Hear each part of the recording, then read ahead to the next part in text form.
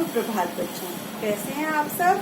आज हम अपने ट्यूटोरियल में क्या पढ़ेंगे, जो हमने अपने पिछले ट्यूटोरियल्स में स्टार्ट किया था, पार्ट 9 संज्ञा के विकार। इसमें हमने 2 भाग पढ़ लिए हैं, पूरे लिंग और वचन। कारक का हमने शुरू किया है, जो कि हम कारक का एक भाग कर चुके हैं, जिसमें हमने कारक किसे कहते हैं, उसके कितने भेद हैं ये पढ़ा है कि कारक के 8 भेद होते हैं, जिसमें से हम 3 भाग पढ़ चुके हैं, कर्ता कारक, कर्म कारक और करण कारक। ये तीनों के हमने अच्छे से समझ लिया था उदाहरण के साथ परिभाषा। अब हम जो बचे बाकी के 5 कारक हैं उनको शुरू करते हैं। तो चलिए शुरू करते हैं अपने आगे के कारक। चौथा कारक है आपका संप्रदान कारक। संप्रदान, इसके परसर्ग है के लिए और को। संप्रदान का अर्थ है देना। वाक्य में कर्ता जिसके लिए क्रिया करता है अथवा जिसे कुछ देता है उसे संप्रदान कारक कहते हैं। मतलब जिसके लिए कुछ किया जाए या किसी को कुछ दिया जाए वहाँ संप्रदान कारक होता है। इसका चिन्ह के लिए है, कभी कभी को परसर्ग भी लगाया जाता है, मतलब को भी है और के लिए भी है, यहाँ पे दोनों दिए ना, परंतु उसका अर्थ भी संप्रदान से ही होता है। जैसे विद्यार्थी को पुस्तक दो, मतलब देने के अर्थ में अभी आपने पढ़ा है ना कि किसी को कुछ दिया जाए तो दी जा रही है पुस्तक, तो जिसको दी जा रही है वहाँ उसके साथ हम संप्रदान कारक लगाएंगे। जैसे विद्यार्थी को, किसको, विद्यार्थी को पुस्तक दो। मैं भाई के लिए राखी लाई हूँ, तो किसी के लिए कुछ किया जाए, मतलब यहाँ राखी लाई गई है किसके लिए, भाई के लिए, तो भाई के लिए आपका क्या हो गया, संप्रदान कारक। फिर है आपका अगला अपादान कारक। इसका परसर्ग है से।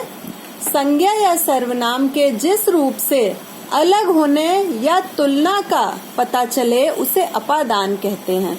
मतलब जहाँ किसी से कोई चीज अलग हो रही हो या हम किसी की तुलना करें किसी से, वहाँ अपादान कारक होता है। इसका चिन्ह से है।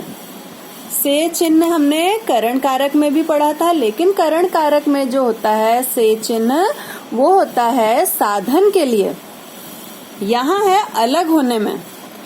जैसे वह स्कूटर से गिर पड़ा, किससे गिर गया, स्कूटर से, तो वो स्कूटर से अलग हो गया ना।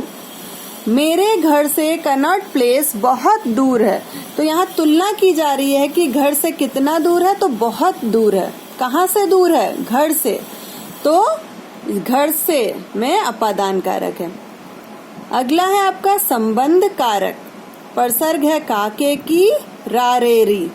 संज्ञा अथवा सर्वनाम के जिस रूप से उसका संबंध वाक्य के दूसरे संज्ञा शब्दों से प्रकट हो उसे संबंध कारक कहते हैं। जैसे सुनीता मेरी छोटी बहन है, मतलब संबंध आपस में संज्ञा और सर्वनाम में दर्शाया जा रहा है, दिखाया जा रहा है। जैसे सुनीता की छोटी बहन, क्या कह रहा है, सुनीता मेरी छोटी बहन है। किसकी छोटी बहन है, मेरी, तो किससे संबंध दर्शाया गया, सुनीता का, मुझसे, है ना। तो यहाँ पे देखिए री आया ना, जैसे हमने रा रे री पढ़ा था, तो यहाँ री आया।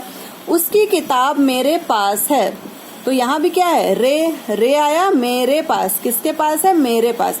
अगर हम काकी के का एक उदाहरण देखें, तो अगर हम कहें कि सीता राम की पत्नी है, तो किसकी पत्नी है, राम की, तो यहाँ पे की आया, तो वो क्या हो गया, काके की का एक उदाहरण आपको समझा दिया मैंने।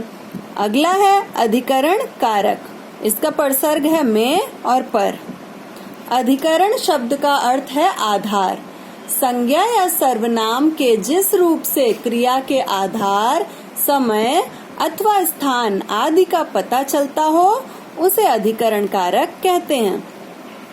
मतलब आधार स्थान जहाँ पता चले, किसी कार्य को किस स्थान पर हो रहा है वो कार्य, वो पता चले, किस समय हो रहा है वो पता चले, तो वहाँ पे अधिकरण कारक होगा। जैसे फल टोकरी में रखें, फलों का आधार स्थान क्या है, टोकरी।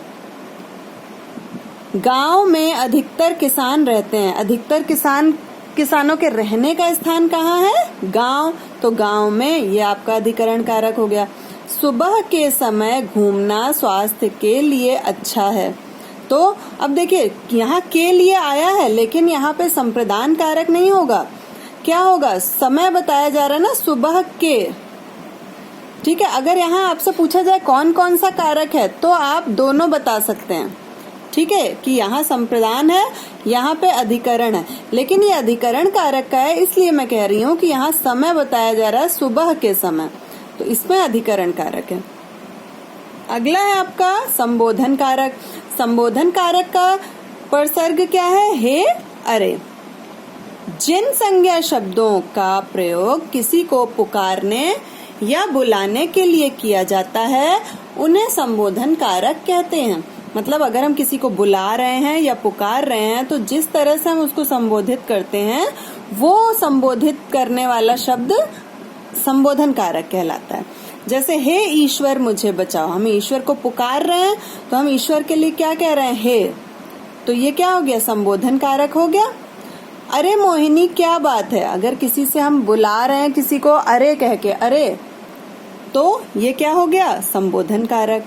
ठीक है, इस प्रकार आपने आज संप्रदान कारक पढ़ा, अपादान कारक पढ़ा, संबंध कारक, अधिकरण कारक और अंतिम आपका है संबोधन कारक। तो यहाँ आपका ये पूरा पाठ संज्ञा के विकार समाप्त हो गया, समझाने वाला पार्ट। ठीक है, अब इसको आप अच्छे से पढ़ेंगे, बार बार अच्छे से समझेंगे, एग्जाम्पल अच्छे से समझेंगे। अब आपका गृह कार्य क्या है? आपका गृह कार्य है कि ये जो आइए अभ्यास करें है ये आप करेंगे। प्रश्न संख्या 1, 2, 3, 4 और 5 ये आप अपने आप करेंगे। मैं आपको अगले ट्यूटोरियल में इसको सॉल्व कराऊंगी, लेकिन उससे पहले आप स्वयं सॉल्व करेंगे कि आपको कितना आया है। ठीक है, तो ये आपका हो गया गृह कार्य। सब अपना ध्यान रखेंगे, पढ़ते रहेंगे। धन्यवाद।